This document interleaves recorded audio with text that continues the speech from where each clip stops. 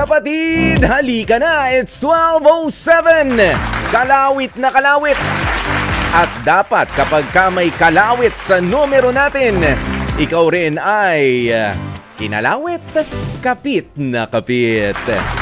Hello po, magandang tanghali sa inyong mga nakakalawit na naman din. Opo, sa inyong mga jowa. Kahit mainit ang panahon, huwag nyo naman kalimutan. Baka magyaya naman ng holding hands kahit na pawisan si jowa, sige lang, ibigay lang. Akbayan mo naman ako para naman mabawasan ang init na tumatagos sa batok ko. Sige lang. Basta tayong dalawa ay magkasama kahit medyo mangamoy pawis pa nga. Para sweet na sweet. Sabay, tutok na sa H2H Heart to Heart program natin ngayong alas 12 ng tanghali. At syempre, mamimigay na naman nga po kami mga kapatid ng Sulit TV Box today! Eto yun Ayan Ito na naka-reserve na. Jeff, eto yun bagong-bago naman to. Ano ba naman yan? Mamigay naman tayo ng luma naman. Bagong-bago po palagi yan inihahanda namin para sa inyo. At para sa mga nagtatanong, paano ba makaklaim ang ating Sulit TV boxes? Meron naman tayong komunikasyon na ipinaabot sa mga magkiklaim kung ano po ang inyong mga dadalhin, saan ninyo ikiklaim ito. Kayo po ang magkiklaim, hindi po kami ang magpapadala sa inyo. Okay? Ayan sa mga kapatid natin na mga nagtatanong, sa mga nanalo na at sa mga gustong manalo pa. Ayan, pwede ho. Halimbawa, yung iba kasi na sumasali sa atin ay taga ibang lugar, malayong lugar. Ngayon, kung merong mas malapit-lapit ho sa amin dito, pwede naman natin pag-usapan yan. For as long as meron silang kasulatan na halimbawa, si Kuya Poy ang nanalo. Si Jeff Batlanggaw ay taga dito lang, mas malapit sa amin, kamag-anak ko. May authorization letter dapat. Okay? At yung mga IDs niya at IDs din ninyo ay nandun. May pirma. Madali hong lagyan ng paraan yan. Sa mga kapatid natin. Kung ipapakuha nyo sa inyong kamag-anak, lalong-lalo, mas madali kapag kamag-anak anak ninyo, o kapatid ninyo na mas malapit sa amin dito. Ganoon. May nagpakuha nga dito, boyfriend niya. Taga Hong Kong kasi yun. Hindi ko nasasabihin si Abigail Enriquez. Ayan, kumuha yung boyfriend niya, si Paul. Di ba nga? Pero may authorization letter. Ganon yun. Di ba? Makakarating at makakarating din. Pero bago po yan sa mga kapatid natin, bukod sa ating ipamimigay ng mga Sulit TV box sa pagtatapos ng ating programa today, ay pauna na nga po ang aking warning. Dahil ho itong ating mga kwento ay medyo magiging kakaiba for today. Kaya patnubay ng magulang ay kailangan, bagaman napaka-interesante ng mga pwede natin mapag-usapan at mapagkwentuhan sa mga kwentong nakarating po dito sa ating himpilan, patnubay ng magulang ay kailangan. Okay? Ayan, at ito po ay mga tunay na storya na inyong pinadala sa ating saan nga ito pinadala? Doon sa ating H2H Conversation Official.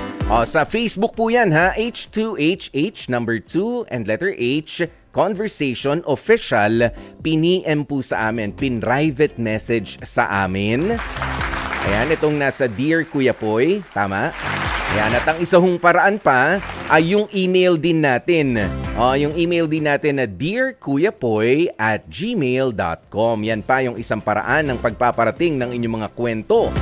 Ayan, ang H2H Confessions natin, dumaraan din po yan doon sa H2H Conversation Official. Maraming salamat po mag-join na kayo dyan at mag-follow sa ating community page. Umpisa na nga po natin ang ating H2H Confessions.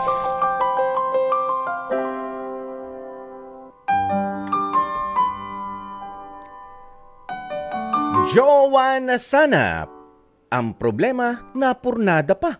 Aba, iyan po ay matapos na bawiin ni alias Agatha ang matamis niyang oo sa makakausap natin na si Elmar. paano ba naman ho kasi eto makakausap natin mga kapatid na si Elmar ay gustong humirit dito kay Agatha. Na magiging girlfriend niya na sana. Okay lang naman ho ang humirit. Ang problema, ano ba yung inihihirit? Ito po ang hinirit niya. Humihingi siya ng underwear o panty kay Agatha. Ang depensa kasi ni Elmar, gusto raw kasi nito na magkaroon ng remembrance mula sa kanyang jowa dahil sa Maynila na raw magtatrabaho itong si alias Agatha. Kaya naman ho sa galit nitong si Agatha ay sinabihan pa niyang mesa manyakis itong si Elmar. Kaya si Elmar yung magtatrabaho sa Maynila pala. Ayan, siya pala yung lalayo daw. Okay? At itong si Agatha ay maiiwan sa Cavite. Hindi na natin sasabihin kung saan sa Cavite. Basta malayo ho. Hindi ho dyan sa Bacoor. Malapit lang ang Bacoor dito sa Maynila. Ayan. Si Elmar ang pupunta dito sa Maynila.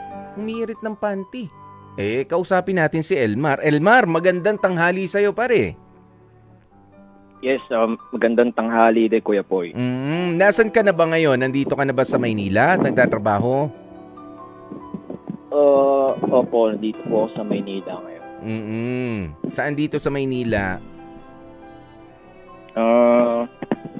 Mahirap sabihin, Kuya Poy. Wag na lang. Okay, sige. Kailan ba nangyari ito na humirit ka ng underwear dito kay Agatha?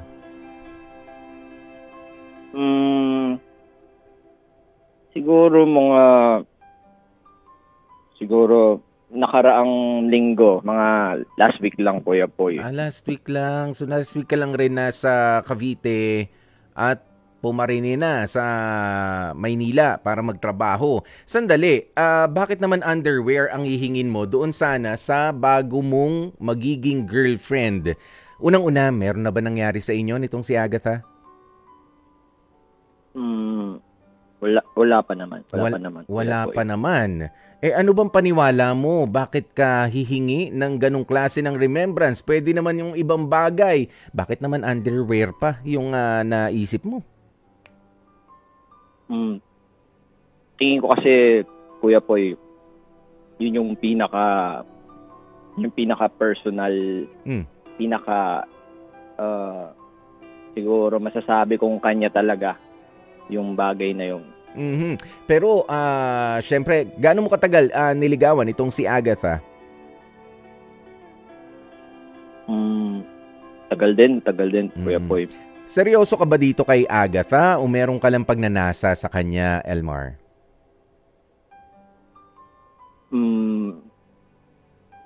Basta sa akin, Kuya Poy, seryoso naman ako. Seryoso ako na ligawan siya, makasama siya.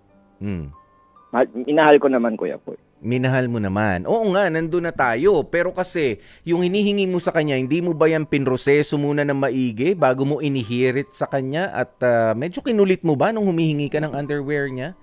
Because it's offensive. Kahit ako naman ay lalaki, hingan ako ng isang babae ng underwear, siguro sa una matatawa ako. Sandali lang, alam ko gusto mo ko halimbawa, pero hingi ka ng underwear ko. Bakit? Matatawa ako, pero kapag ikinulit mo na sa akin, teka, magagalit na ako sa'yo. Ano bang kailangan mo sa underwear ko? Ikaw ba, naging ganun ka? Naging makulit ka?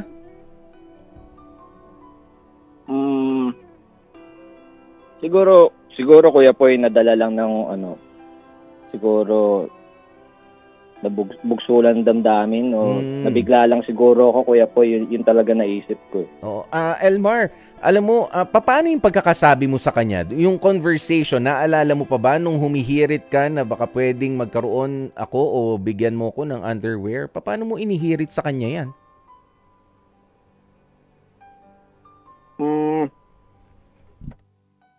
Well, sinimulan ko lang naman kasi, Kuya Poy, ng parang joke lang naman nung umpisa. And then, so natawa siya. Dahil joke lang nung umpisa. Pero siguro deep inside gusto ko rin naman talaga yung may personal na gamit niya na madadala ko dito sa Maynila. So kung personal na gamit. yun, wala na akong maisip na pamalit eh. Noong una, talagang dinaan ko lang naman sa biro eh. Pero seryoso ako sa part na gusto ko talaga na may personal na gamit niya talaga. Okay. Sige, ganito. Saan mo nakuha yung idea na ganyan? Meron ka bang kaibigan? Meron ka bang kamag-anak na nagbigay sa'yo ng ideya na yan, Elmar? Na kumuha ka ng something really personal like undergarments ng karelasyon mo para to serve as a remembrance kung sakaling lalayo ka? Nakuha mo lang tong idea na to? O napanood mo? Saan mo ba nakuha yan? Siguro, matagal ko na rin siyang practice, Kuya Poy. Kahit nung high school ako, humihingi talaga ako ng mga personal na gamit ng mga kaibigan ko. Ano yung mga hinihingi mo? Mga gumraduate kami. Yun, dati mga picture lang, gano'n. Or kung mga mga simple lang siguro. Kung saan ko siya naalala, siguro movie ticket, ganyan, o ballpen. Okay. Ayun, pero nag-umpisa sa mga ganun. At kailan nung lumala na na parang hindi na rin tama? Ikaw ba sa pakiramdam mo, normal ba itong hiningi mo kay Agatha, kay alias Agatha? Hindi, di ba? Because I don't think, alam ko na sa tingin mo rin, hindi normal yung hihingin mo sa kanya. At unang-una, anong panty ba yung hinihingi mo? Yung gamit ba o yung malinis?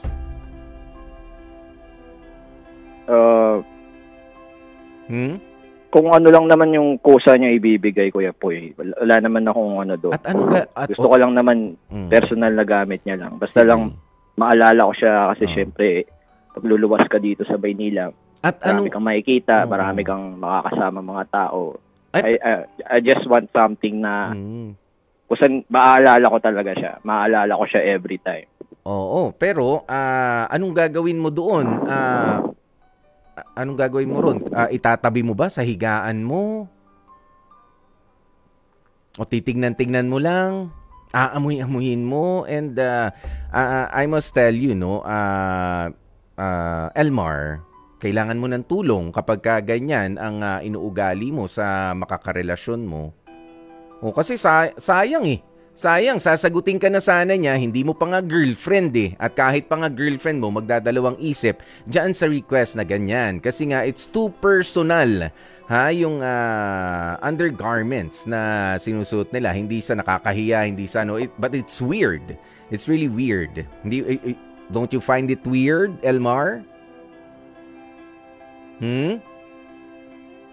Elmar? Ang akin lang, Kuya Poy, basta something lang talaga na nagpapaalala sa akin sa kanya. Yun lang naman talaga hahabol ko. Okay. So kung hindi pala yung underwear ang ibibigay sa'yo, ano pa? Nagbigay ka ba ng option man lang sa kanya? Elmar? Yun lang talaga kasi naisip ko, Kuya Poy. Talagang yun lang talaga. Wala kang ibang option.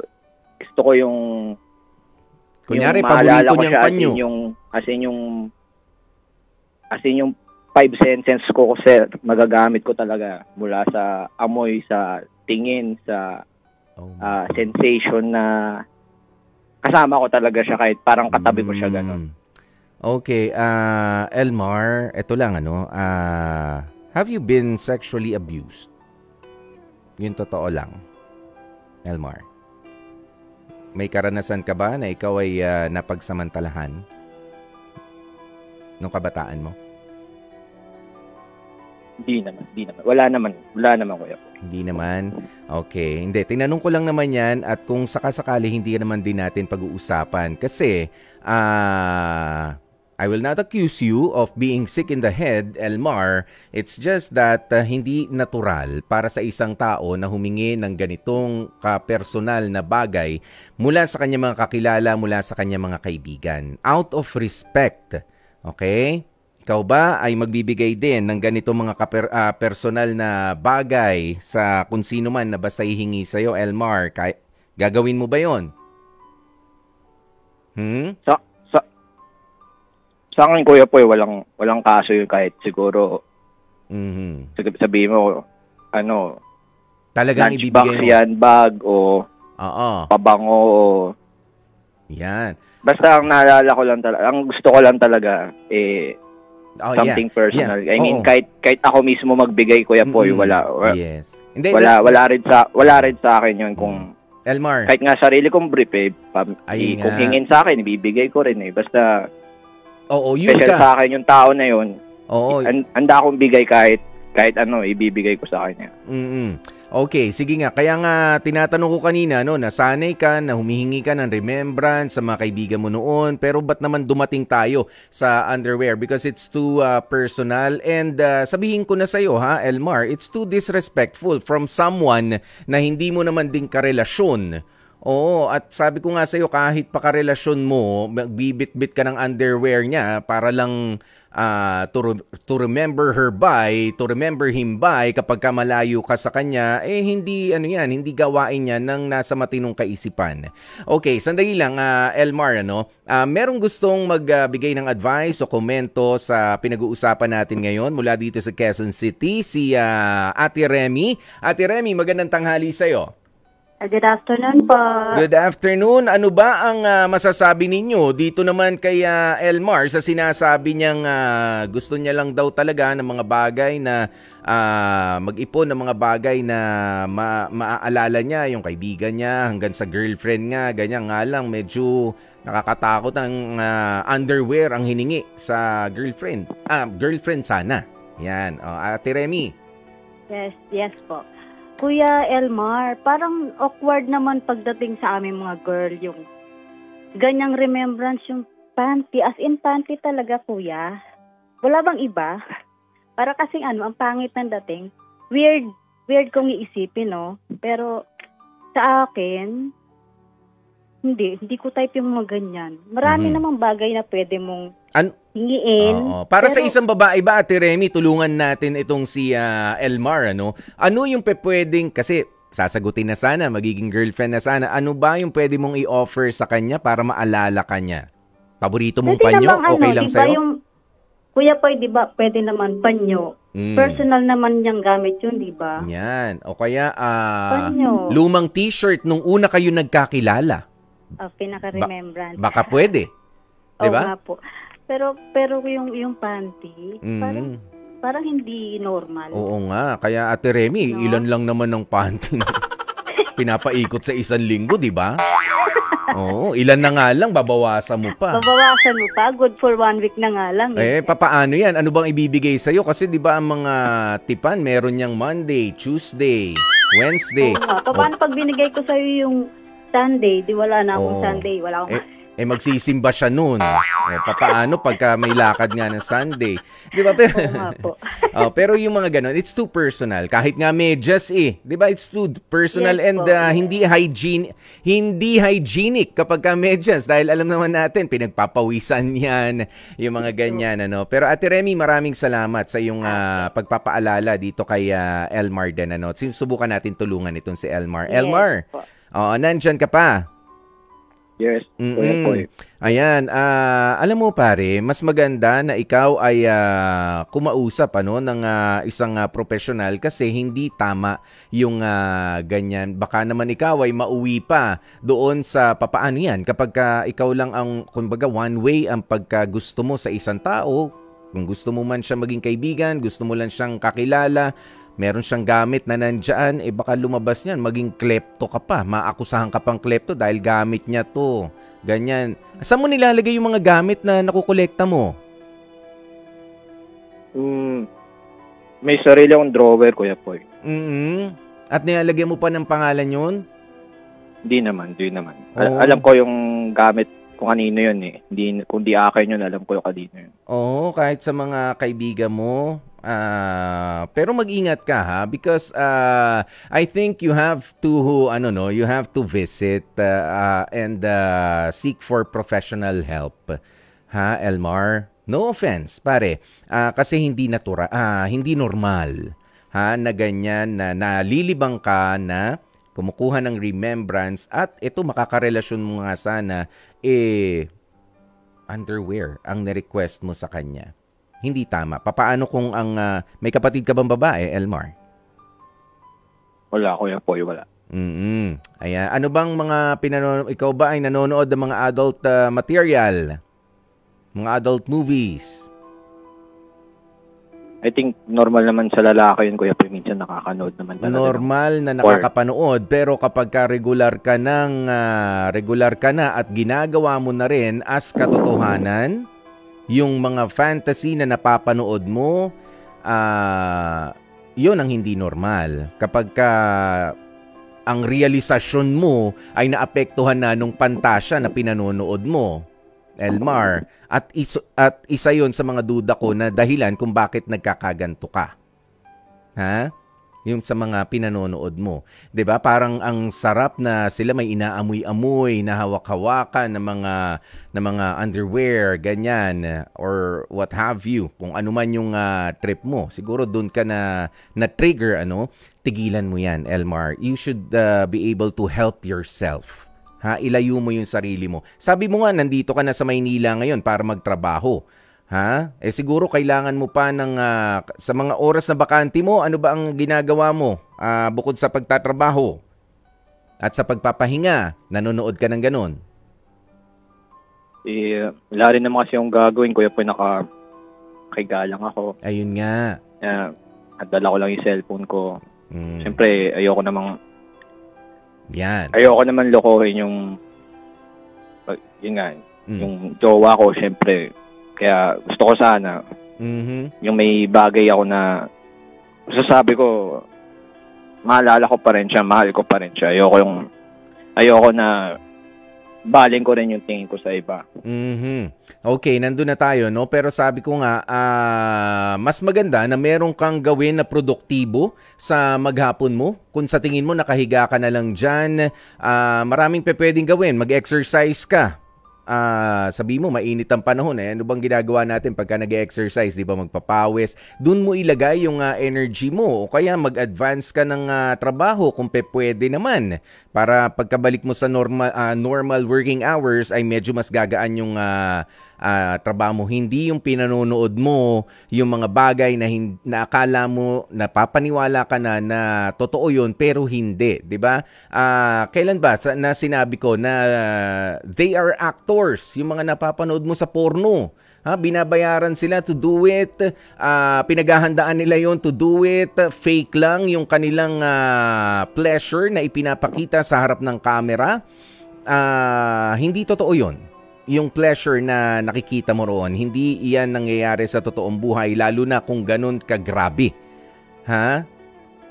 Elmar, kaya limitahan mo yung sarili mo sa panonood ng mga bagay na pinanonood mo. Please. Kasi bumababa na yung tingin mo sa respeto sa isang karelasyon. That's the bottom line I'm trying to say here. 'Di ba? Na biruin mo, jowa mo na sana, pero hindi pa man hiningan mo ng underwear, nasa naman yung respeto doon? O hindi normal yan? O ano ang nagdulot niyan? Tinanong kita kanina, ikaw ba, have you been sexually abused before? Kaya ka ganyan, kaya nga baka hindi ako ang dapat mong kausapin, pero hindi, yung pagkahilig mo pala sa mga palabas na pornographic materials, yun yung dapat nating pigilan. You should be able to help yourself, Elmar. Kaya mo ba yon? Kasi maapektuhan yan yung relationship mo sa ibang tao at lalo na sa sarili mo. Ikaw naniniwala ka na totoo yung mga napapanood mo. Well, in fact, pantasya lang yun, mga actors yun, pelikula yun. Willing ka ba na ayusin ang relationship mo para sa sarili mo, Elmar? Maganda naman yung suggestion mo, Kuya Poy. Kaya lang, siyempre, ilang oras lang yung window time ko, ilang oras lang magpapahinga. I mean, gusto ko rin naman gumawa ng ibang bagay, pero ang hirap kasi, yung isang oras ka lang, 30 minutes, 1 hour. Di ipahinga. Papahinga. Yun, ipahinga. Kaysa manood ka ng hindi maganda. Pero siyempre, pag aktibo pa yung isip mo, Kuya Poy, di ba? Gusto mong manood ka ng iba, mga documentaries. Gusto mo may entertain yung sarili mo. May data naman ako, Kuya Poy, kaya okay. Siyempre nanginayang din ako. Gumagastos din ako sa cellphone ko. O sige, pero ito nga ang sinasabi ko sa iyo, no? Marami ka rin namang ibang mapapanood, yung magiging productive. Pwede ka rin naman manood ng mga ibang klase ng entertainment, katulad ng programang Heart to Heart, katulad ng The Dr. Love Radio Show, katulad ng pagiging updated sa mga balita mo, manood ka ng Frontline. Ilang oras yun, ilang minuto yun. At least well-informed ka sa katotohanan ng mga nangyayari sa paligid mo kaysa sa nanonood ka ng porno. Diba? What do you think, Elmar? Diba? Hindi ako naghihintay ng final answer from you. Para sa akin, nai-offer na rin ng ating mga kapatid ang kanilang mga komento, no? Kung babalikan mo lang sa comment section natin, napakaingay ng comment section natin. Maraming salamat po sa inyo. Pero Elmar, subukan mong basahin, subukan mong gawin ang mga suggestions din ng iba pa nating mga kapatid na nanonood sa atin at nakikinig ngayon. Okay, Elmar? Sige, Kuya Poy. Iyon. Sige. I'll try my best. Yeah, you try your best na gamitin sa mas produktibo ang oras mo. Kapatid, sino ba ang mas nakatakot na magselos? Babae ba o lalaki? Hindi ko alam. Pero ito po ang inyong mga kasagutan. Sabi ni Janice Dagami, lalaki po, Kuya Poy. Kasi sa sobrang pagsiselos po, nagagawa na makapanakit physically at emotionally na nakakapagpabitaw ng masasakit na salita na mahirap nang mabawi dahil nagpairal nga ng selos at galit. Ay, ganoon. Ayan, si Abigail Enriquez sabi niya, naku mga lalaki, ang mas mas nakakatakot na magselos. Kasi ang babae hanggang, maboka lang kapag ka nagseselos. Kaya pumili ng partner na mahinahon at may self-control, mapababae o lalaki. Si Sergio Gonzalez sabi niya, Kuya Poy, para sa akin parehas lang naman dahil kahit na babae yan, may kakayahan din niya na gumawa ng bagay na hindi mo inaakala. May mga babae din kasi na mapanakit at kinakaya-kaya lamang yung partners nila. Pareho lang ng sa lalaki. Kung di marunong magtimpi, nakakagawa din yan ng mga bagay na ikakatakot mo. Para sa akin, patas lang naman. Ayan, si Jonathan Galang, mas nakakatakot na magselos ang lalaki. Ayan, umaabot pa nga na nakakapatay kesa sa mga kababaihan. Sabi naman ni Sunshine Tolentino, I think, Kuya Poy, lalaki, they are not that expressive as women, and in reality, mas nakakatakot po ang silent jealousy kesa sa aming mga babae na we express it right away. Kapag ka jealous kami, unlike you guys na matindi magselos pero di masyadong halata unless your partner knows you better. Kaya alam na ng partner nyo kung may something o pagseselos. Thank you, kaya Sunshine. Si Rosalina Dalangin, sabi niya, babae po, Kuya Poy, lalo na pag cute ang boyfriend. Madaming humahanga at tumitingin kaya galit na galit lagi ang mga babae. Yan lang. Si Adrian Viñas, para sa akin parehas lang na nakakatakot ang mga babae at lalaki. Lalo na pagka nangaliwang isa o gagawa ng paraan para mapaghiwalay lang sila sa maling relasyon. Ayan, at syempre si Mari Marceline Reyes, syempre mga babae. Si Joaquin Maulit, both. Salvador Valio, both. JJ Samak, mga babae. Jaime Castillo, mga babae raw, mas nakatakot na magselos. Si Pablo Purificacion, lalaki. Ganun din ang sagot ni Leticia Asuncion. At si Darwin Rosel, sabi niya majority mga babae. Hindi na po ako tatanggi pa. Ayan, si Marvin, sabi niya babae, syempre wala naman ng iba. Ayan, si Math Reforma, mga babae po. Nakakatakot na magselos. Si Eds Domingo, sabi niya actually po pag ang lalaki nagselos, pisikalan, ang babae naman emotional. So magkaiba po ang kanilang atake. Ayan, pero maraming salamat nga po sa inyong lahat na mga hanggang ngayon nagsisisagutan pa rin. Thank you so very much mga kapatid. Sabi pa ni John Paul Dio, lalaki ang hindi nagsasalita pagka nagseselos. O ganyan ha. At syempre, wala naman ho talaga. Pwedeng mapababae, mapalalaki ang magselos. Dapat matakot naman ho tayo. Dapat ang message dito ay makaramdam pa rin naman tayo.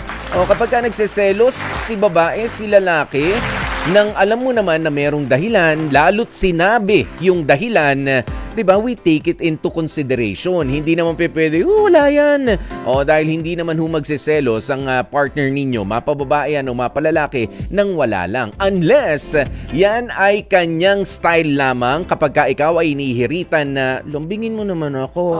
Kaya nagsiselos ako. Sino yung binilan mo kanina ng candy ron? O, sino yung kinausap mo sa tindahan? May binili ka lang. Yung mga ganyan, mga pabebe na mga selos. Ay, ano mga sinasabi na, wala lang yan. Sino yung kinawayan mo? Eh, syempre, pumapara ako ng jeep. Talagang kakaway ako. Di ba? Ganoon yun. Pero kapag legit naman at sinabi sa inyo, seryosohin din natin mga kapatid, ang mga partner natin para hindi na tayo umabot pa doon sa punto na talaga matatakot ka pa ng dahil sa selos ng partner mo, mapababae man o mapalalaki. Ang po tayong magpatuloy mga kapatid, isa lamang pong paalaala, maselan po ang marinig nating kwento sa araw na ito, kaya naman umaasa ang aming programa na inyong papatnubayan ang mga nakababata nating tagapakinig. Dear Kuya Poy,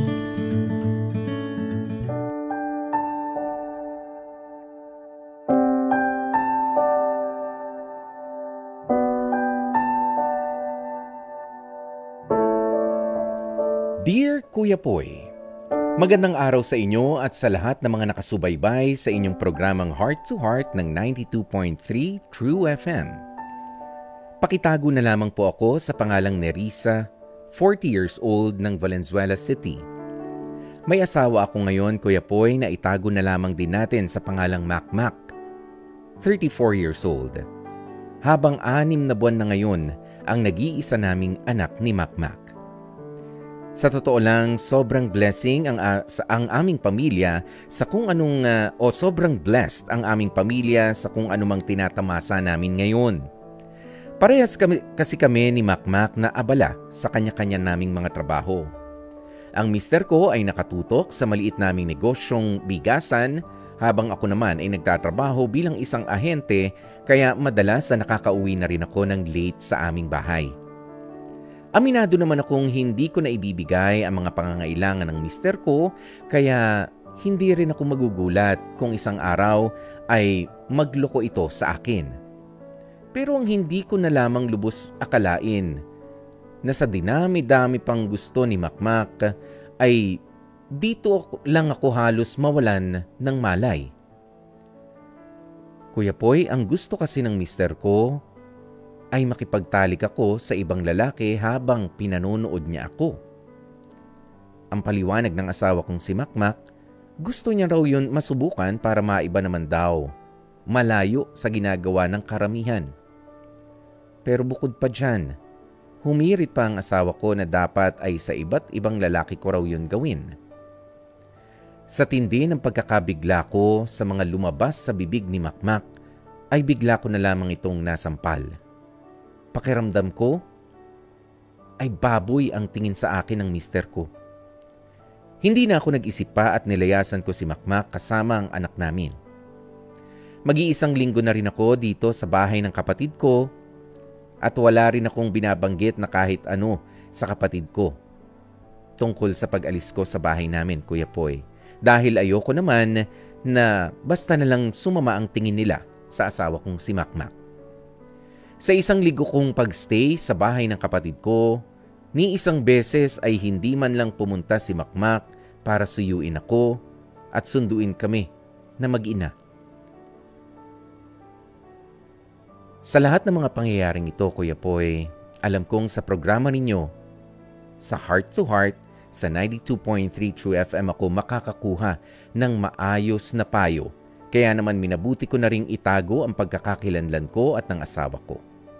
Umaasa ako na mauunawaan ninyo ang pangangailangan ko ng payo sa sitwasyong kinaroroonan ko ngayon. Maraming salamat po sa pagkakataong mapili bilang tampok na kwento ang storyang pinagdaraanan ko. Lubos na gumagalang, Nerissa. Especially for you. Gusto yatang sumabay nitong ng asawa ni Nerissa na si Makmak dito sa pagpapacheck up na sinasabi ko nga kanina doon sa nakausap din natin na si Elmar. Meron silang mga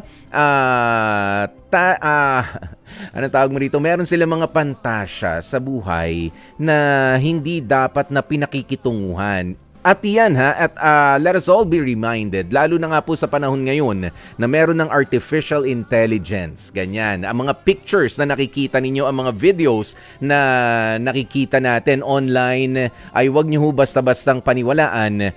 Dapat pa rin ay ma-decipher ninyo kung ano yung totoo at kung ano yung hindi. Lalo na nga sa ngayon, dahil yung iba ho talaga dyan, it will only corrupt your mind. Hindi ko sinasabi na I never, not once, na sumilip sa mga mga fantasy katulad ng sexual fantasies ng na ino-offer ng pornografiya. But of course, I know it's not for real. 'Di ba? Dapat malaman natin 'yan. Dapat uulitin ko lang. There's no pleasure na mararamdaman para makita mo. Kung ganyan at ganyan na lamang din ang pag-iisip mo, Makmak, sa asawa mo na si Nerissa na ipapagamit mo siya sa iba habang pinanonood mo, you must be sick in the head. Okay, may sakit ka, hindi nakikita sa katawan mo pero nasa utak mo, nasa isipan mo, you're sick in the head. At kailangan mo ng professional help. Kailangan mo ng psychiatrist kapag ganyan na yung realidad na pinaniniwalaan mo. Ayan, alam nyo, ganito na lang. Kung hindi mo na ganung nire-respeto yung asawa mo at na-imagine mo na ipagamit na lamang siya sa ibang mga tao para lang mapunan yung pantasya mo, that's not love anymore. That is pure lust. Okay? Hayaan nyo na lamang sila na mamuhay, pakawalan nyo na sa relationship. Huwag nyo na sabihin na mahal kita as my wife, huwag nyo na sabihin mahal kita as my husband. Samantala, ini-imagine mo na he or she is enjoying herself sexually with another person or with a group of person pa nga. Itong sabi ni Makmak. Kapag kaganyan na, hayaan nyo na, ibalik nyo na lamang doon sa pamilya niya na nagmamahal sa kanila yung tao. Kesa naman babuyin nyo pa at madumihan pa at bumaba pa yung kalidad ng kanilang pagtingin sa sarili sa inyong mga kamay. Kung hindi nyo na mahal, just let them go. Hindi mga gamit ang mga tao na kapag alam mo na, alam niyo na, sa mga kalalaki, may sinasabi, ako naman na nauna dyan may anak na rin naman kami, pero yung respeto kapag nawala na, wag na. Oo, ibalik nyo na lamang na maayos doon sa pamilya niya yung tao. Kahit pa nga magtataka siya na mahal naman kita, maayos naman tayo, hindi kayo maayos. You're sick in the head. Madumi na ang isipan mo. At kung hindi mo tutulungan ang sarili mo, isoli na lamang sila doon sa mga tao nagmamahal sa kanila. Yan, wag na nating ipilit pa na asawa mo naman ako tigilan nyo yung ganyang label pero wala na kayong respeto sa tao. Wag na. Isoli nyo na. Ibalik nyo na doon sa mga taong tunay na merong pag-ibig para sa kanila. Hindi yung papagamit. Hay nako, mga nakausap natin ngayon, medyo antitindi ng trip, Ayan, pero maraming salamat po sa mga patuloy na mga nagko-komento sa atin. Hindi naman po ako galit. It's just that nakakagulat. Kaya mag-ingat po kayo sa inyong mga pinapanood online, sa inyong mga tinatangkilik online na mga stories, na mga videos, and mga podcasts even. Okay? Dahil hindi po lahat ng yan ay totoo. Kailangan pa rin ay kaya mong i-decipher nga, kutingtingin at balatan ng husto kung ano yung totoo at kung ano yung pantasya lang and para lang doon sa maraming views o sa maraming streams na hinahanap. Yan po ang may offer naman ng H2H, programang Heart to Heart sa inyo. Yung totoo lang. Kaya naman, congratulations muna. Ayan sa ating winner ng Sulit TV Box na si John Paulo Bio. Congratulations to you. Ikaw mag-uwi ng Sulit TV box natin. Bukas ulit mga kapatid, magkarinigan tayo tanghaling tapat alas 12 hanggang 1:00 ng hapon. Pero mamayang gabi 9:30 para sa The Dr. Love Radio Show. Magbabalik nga po ang inyong lingkod. Ako po si Kuya Poy, ang inyong guwapopoy para dito sa 92.3 Radyo 5 True FM. Dito tayo sa totoo.